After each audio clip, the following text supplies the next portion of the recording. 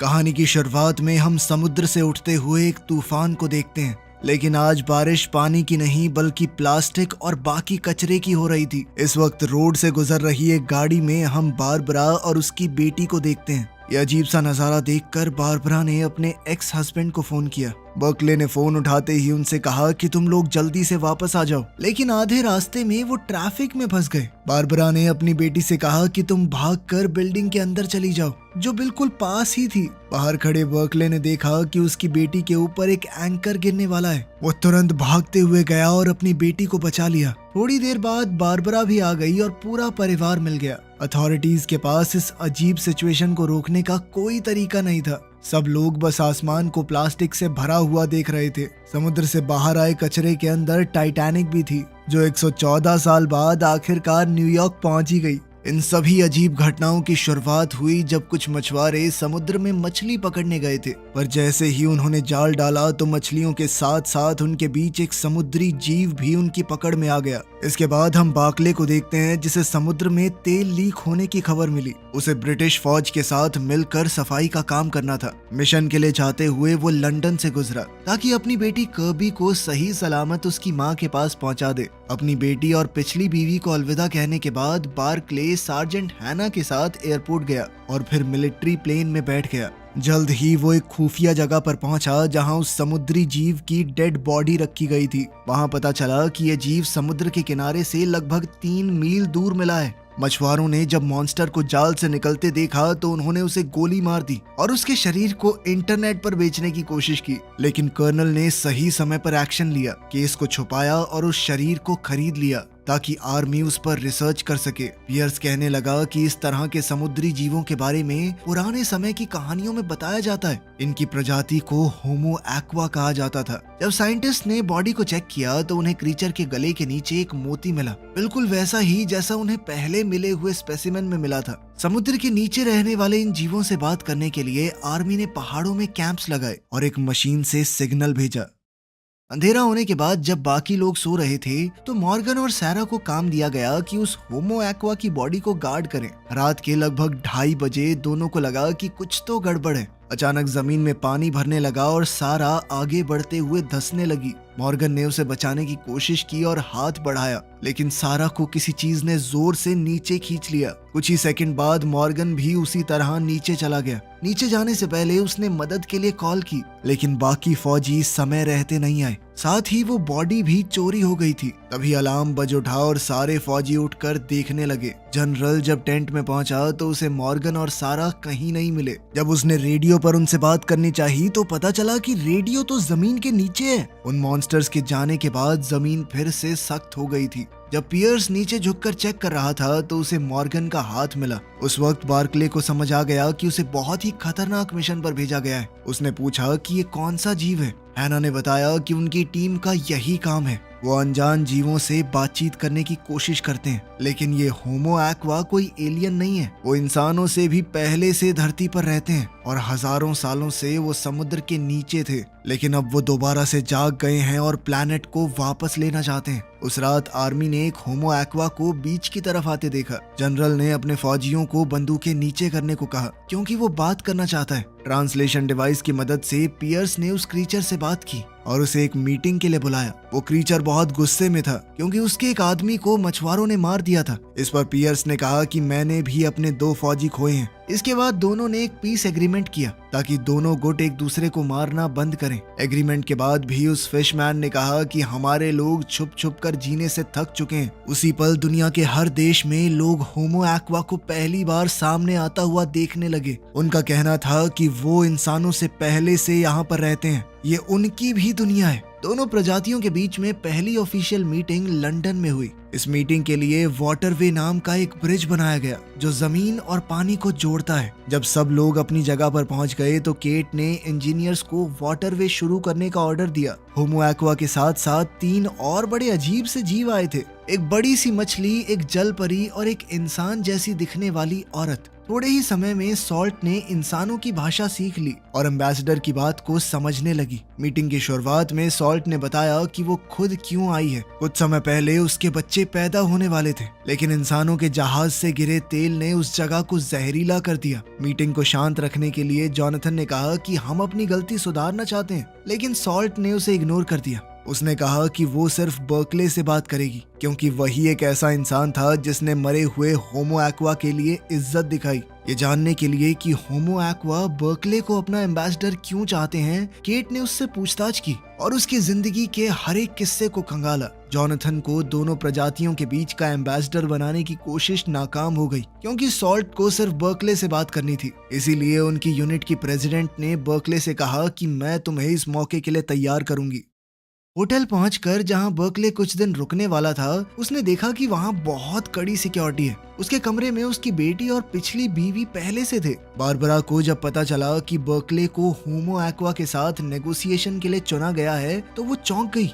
उधर केट ये सोच रही थी कि अगर लड़ाई छिड़ी तो वो क्या करेंगे। फिर तय किए गए समय पर बर्कले होमो एक्वा के साथ मीटिंग करने गया। शुरुआती बातचीत के बाद सॉल्ट ने कमेटी के लोगों से थेम्स नदी का एक गिलास पानी मांगा। एजेंट्स तुरंत उठकर पानी लेने गए। जैसे ही पानी का वो ग्लास कमरे में आया, बर्कले ने वो ग्लास सॉल्ट को देने की कोशिश की, लेकिन सॉल्ट ने कहा कि ये पानी तुम्हारे लिए है। ये सुनते ही बर्कले हिल गया। उसे समझ नहीं आया कि क्या करे। पानी पीने की बजाय वो एक स्पीच बोलने लगा जो स्क्रीन पर लिखी हुई थी। लेकिन जब सॉल्ट ने कहा कि मुझे ये रटी रटाई स्पीच नहीं चाहिए, तो एम्बेसडर ने स्क्रिप्ट छोड़ दी और कहा कि पानी और मिट्टी का गंदा होना इंसानों की बेवकूफी का नतीजा है। अपने लोगों की गलती मानते हुए बर्कले ने कहा कि इंसानों ने धरती को बर्बाद किया है, लेकिन अब वो नुकसान सुधारना चाहते हैं। ये सुनकर सॉल्ट ने कहा कि मुझे तुम पसंद आए। उस रात होटल के कमरे में बर्कले ने अपनी बेटी को आते देखा और समझ गया कि उसे नींद नहीं आ रही।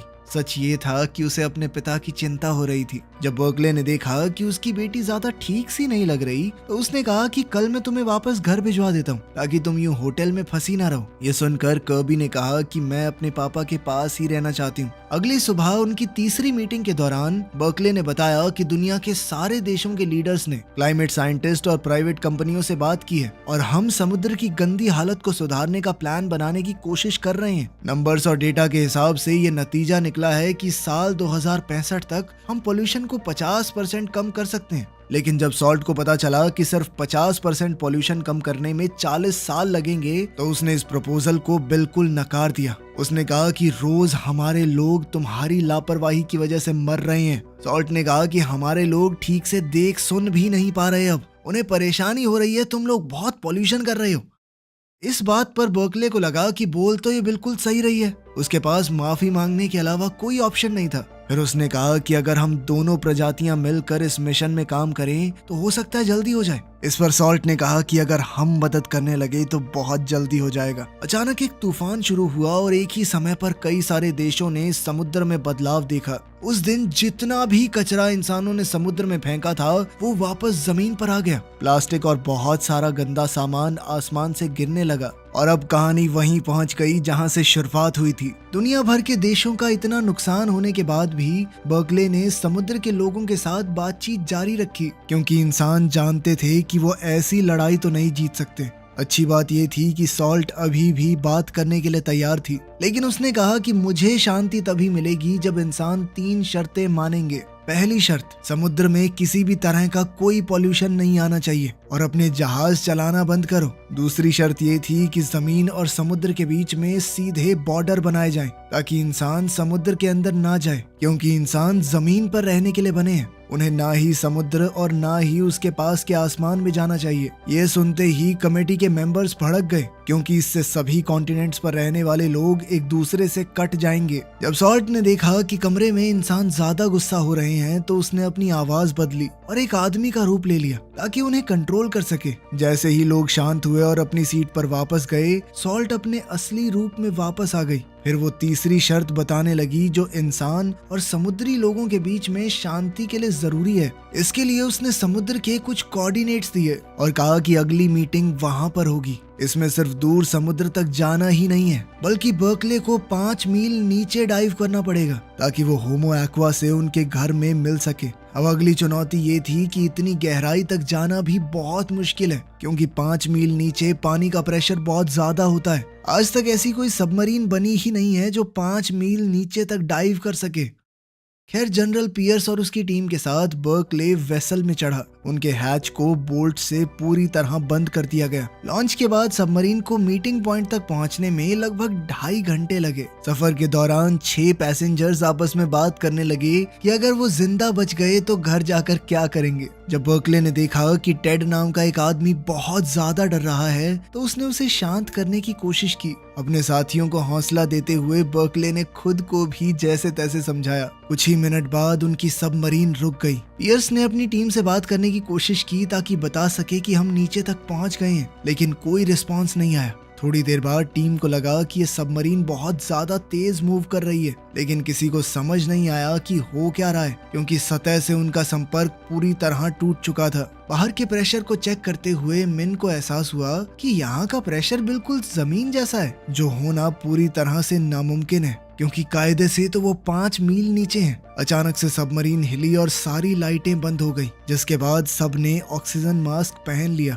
जब हैच खुला तो सब हैरान रह गए, क्योंकि पानी सबमरीन के अंदर आया ही नहीं। इसीलिए उन्होंने बाहर निकलने का फैसला किया। बाहर जाकर उन्होंने देखा कि वो एक गुफा के अंदर है, जहाँ का टेम्परेचर भी 21 डिग्री सेल्सियस है और हवा में ऑक्सीजन बहुत है। जब टीम इस जगह को देखकर हैरान हो गई तब सॉल्ट सामने आई। उसने बताया कि तुम पहले इंसान हो जो इतनी गहराई तक पहुंचे हो। इस एनवायरनमेंट को खास उनके लिए ही तैयार किया गया है, इसीलिए वो अपना ऑक्सीजन मास्क हटा सकते हैं। सॉल्ट उन्हें मीटिंग रूम में ले गई, जहां उनकी स्पीशीज के लोग जमीन और समुद्र का फ्यूचर डिसाइड करने के लिए जमा हुए थे। उस रात केट को अपनी टीम के एक मेंबर का कॉल आया। उसे पता चला कि कई देशों के डिप्लोमैट्स के बीच में कोडेड बातें हुई हैं। फोन पर बात करते वक्त ही केट पर एक स्नाइपर ने हमला कर दिया, लेकिन उसके बॉयफ्रेंड ने उसे बचाते हुए अपनी जान दे दी। उसी वक्त टेड, जो कि अकेला डिप्लोमैट है जिसने अपना ऑक्सीजन मास्क नहीं उतारा, उसने सॉल्ट को एक गिफ्ट दिया। जब बर्कले को समझ आया कि वो ग्लोब असल में सिर्फ एक कवर है, अंदर कुछ और ही मौजूद है, तो वो तुरंत झपटा ताकि सॉल्ट से उसे दूर ले जा सके। लेकिन बम फट गया और इस ब्लास्ट में कई फिशरमैन मारे गए और बर्कले की टीम के सारे मेंबर भी। सिर्फ बर्कले जिंदा बच गया, क्योंकि सॉल्ट ने उसे बचा लिया था। केट के मिशन पर स्क्वाड भेजते हुए शर्ले को मिशन पर गए हुए डिप्लोमैट्स की मौत की खबर मिली और उसने तुरंत मीडिया को बता दिया। न्यूज के बाद दुनिया को एक वीडियो दिखाई गई, जिसमें लग रहा था कि सॉल्ट ने जानबूझकर बर्कले और उसकी टीम को मारा है और जो भी इंसान समुद्र में जाएगा उसका यही हाल होगा। लेकिन सच तो ये था कि ये वीडियो नकली है और सरकार ने दोनों स्पीशीज के बीच में नफरत बढ़ाने के लिए ये किया। तेज रफ्तार से सतह की तरफ तैरते हुए सॉल्ट ने देखा कि बर्कले को बचाने के लिए हेलीकॉप्टर भेजा गया है। जैसे ही बर्कले जमीन पर पहुंचा, उसने बताया कि ब्लास्ट का रीजन टेड था। केट ने बर्कले की बात मानी, लेकिन कहा कि उसे सॉल्ट से पूछताछ करनी पड़ेगी। फिलहाल के लिए सॉल्ट को गिरफ्त में ले लिया गया। अब केट जल्दी से ये पता लगाने में लग गई कि किसने उस आदमी को पैसे दिए थे। उस आदमी को स्टेज 4 कैंसर था और वो इस मिशन को पूरा करने के लिए कुछ भी कर सकता था। सॉल्ट की तेज समझ की वजह से उसकी प्रजाति पर इल्जाम नहीं लगा, लेकिन अब उसे एक स्टील के डब्बे में बंद कर दिया गया। ये जानकर कि उसकी दोस्त को लैब में बंद करके उसके ऊपर एक्सपेरिमेंट किए जाएंगे, तो बर्कले ने एक्शन लिया। ट्रक की चाबी लेकर उसने गाड़ी रिवर्स की और डब्बे को नदी में गिरा दिया। जैसे ही सॉल्ट आजाद हुई, बर्कले खुद भी पानी में कूद गया और सॉल्ट ने उसे बचाया। उस रात होमो एक्वा ने इंपीरियल हाउस में एक नई मीटिंग बुलाई। इस बार सॉल्ट की जगह टाइड नाम का एक सी मैन आया। वो कहने लगा कि इंसान इतने पागल कैसे हो गए कि उन्होंने धमाके में अपने ही लोग मरवा दिए। केट ने जब उससे माफी मांगी तो टाइड ने कहा कि सॉल्ट कहाँ पर है। वो कहने लगा कि हमारे लिए वो एक गद्दार है, अपने लोगों की बजाय उसने एक इंसान को बचाया। जब उसे पता चला कि सॉल्ट बर्कले की मदद से भाग चुकी है और अब तक गायब है, तो टाइड ने ऑर्डर दिया कि उसे ढूंढकर वापस लाओ। अगर ऐसा नहीं हुआ तो असली लड़ाई अब शुरू होगी। जब पूरा शहर उन्हें ढूंढ रहा था, तब सॉल्ट और बर्कले एक गुमनाम वेयर हाउस में छुपे हुए थे। सॉल्ट अपनी आजादी की खुशी मना रही थी। बर्कले से बात करते हुए उसने पूछा कि तुमने अपनी जान रिस्क में क्यों डाली। तभी अचानक दोनों ने एक दूसरे को चूम लिया। सच ये था कि वो एक दूसरे से प्यार करने लगे थे, लेकिन अभी भी बर्कले को सॉल्ट की चिंता हो रही थी। उसने कहा कि तुम्हें वापस समुद्र में चले जाना चाहिए, लेकिन सॉल्ट जानती थी कि अगर वो गई तो उसकी ही प्रजाति के लोग उसे गद्दार कहकर मार देंगे। ये सब सुनने के बाद बर्कले इस नतीजे पर आया कि उन्हें शहर छोड़ना होगा। उसने अपनी पार्टनर की मदद ली और एक जवान लड़के का मोबाइल फोन चुरा लिया ताकि वो बारबरा यानी अपनी एक्स वाइफ से बात कर सके, क्योंकि अब शायद वही है जो उनकी मदद कर सकती है। लेकिन बर्कले की मदद करने की बजाय बारबरा ने कॉल को गवर्नमेंट एजेंट्स के साथ शेयर कर दिया और उन दोनों को मिलने के लिए एक जगह पर बुलाया ताकि बर्कले को पकड़ा जा सके। जब बर्कले ने देखा कि बारबरा गाड़ी पैक कर रही है तो वो सॉल्ट के साथ ब्रिज की तरफ भागा और वहां पर दोनों को घेर लिया गया। उसी वक्त केट की टीम के एक आदमी ने बताया कि वो वीडियो नकली है जिसमें सॉल्ट ने इंसानों के खिलाफ लड़ाई छेड़ी थी। ये सुनते ही केट ने अपने फौजियों को पीछे हटने का ऑर्डर दिया, लेकिन जनरल गन्सबर्ग जिद करने लगा कि उस औरत को रोको। जैसे ही केट को समझ आया कि जनरल जरूरत पड़ने पर सॉल्ट को मार भी सकता है, तो उसने अपनी टीम को ऑर्डर दिया कि जल्दी से अपना टारगेट बदलो और ब्रिटिश फौजियों पर बंदूक तान दो। जब दोनों फौज आपस में भिड़ने वाली थी तभी अचानक से सॉल्ट ने बहुत तेज चीख मारी और फिर नदी में कूद गई। उस रात होमो एक्वा एक ऐसी आवाज निकालने लगी जो समुद्र के पास वाले शहरों के सारे कुत्तों को बीच तक ले आई और फिर उन्होंने फिशिंग नेट्स का इस्तेमाल करके उन्हें पकड़ लिया। अगले दिन जब जानवरों के बारे में पूछा गया तो टाइड ने कहा कि उनको तो हम खा गए, बिल्कुल वैसे ही जैसे इंसान समुद्र की मछलियों को खाते हैं। सैटेलाइट इमेजेस देखने के बाद साइंटिस्टों को पता चला कि होमो एक्वा असल में ग्लेशियर्स को पिघला रहे हैं। अगर कुछ बदला नहीं तो अंटार्कटिका हर साल 300 बिलियन टन बर्फ खो देगा। अगर ऐसा हुआ तो कुछ ही समय में समुद्र का लेवल 1600 फीट बढ़ जाएगा और लगभग सभी इंसान डूब जाएंगे।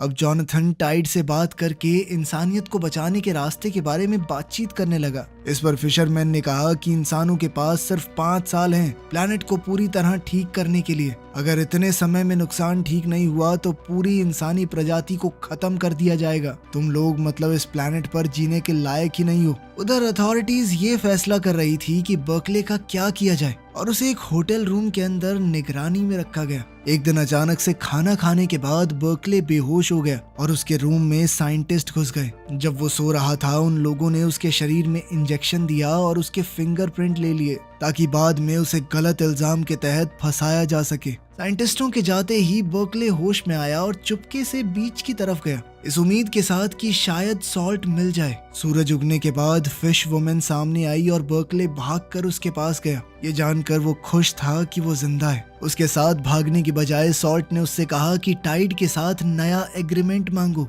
वरना उसके लोग पूरी इंसानी प्रजाति को बर्बाद कर देंगे। इतना कहकर सॉल्ट ने जाने की बात की। जाने से पहले उसने बर्कले को किस किया और समुद्र में वापस चली गई। बर्कले तुरंत केट और उसकी टीम के पास गया ताकि टाइड को मैसेज भेजा जा सके, लेकिन अफसोस कोई जवाब नहीं मिला। कुछ दिन बाद दुनिया भर के कोस्ट पर लाखों की तादाद में होमो एक्वा की लाशें मिली। टेस्ट करने पर पता चला कि वो लोग एक बीमारी से इन्फेक्ट हो गए थे जिससे पानी में सांस लेने वाले उनके गिल्स बंद हो गए और वो डूबकर मर गए। हैरानी की बात ये थी कि सिर्फ होमो एक्वा पर असर हुआ था, बाकी सारे समुद्री जीव बिल्कुल ठीक हैं। ये सुनकर केट इस नतीजे पर पहुंची कि शायद ये इंसानों का बनाया हुआ कोई वायरस है और उसे अफसोस हुआ कि वो पहले समझ नहीं पाई। उस दिन केट की टीम को समुद्र की गहराई से मदद का सिग्नल मिला और अब बर्कले को दोबारा से मीटिंग के लिए बुलाया गया। जैसे ही उसे पता चला कि उससे बातचीत करने के लिए सॉल्ट आ रही है तो वो खुशी के मारे रो पड़ा और बड़ी मुश्किल से खुद को रोक पाया उसे गले लगाने से।